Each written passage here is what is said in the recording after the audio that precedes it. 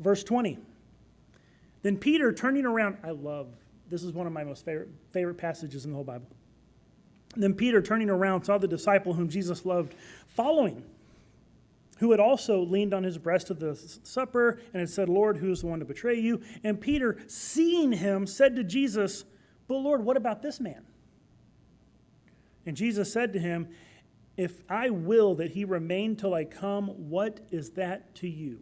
You follow me. I always wonder if there's maybe some kind of tension, competition between Peter and John.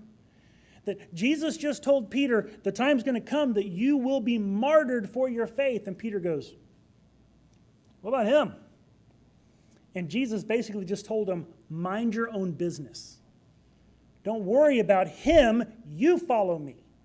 Don't worry about what he's doing. And this actually tracks rather well with what we've been studying on Wednesday nights. You're looking at other people's gifts, other people's walks, other people's callings, other people's success, what other people are going through. Stop looking at them. You follow Christ. What he has called for you to do in your life with your gifts.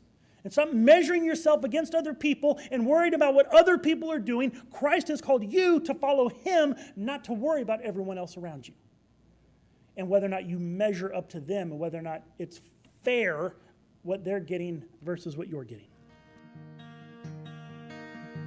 Lord, though I feel the darkness come,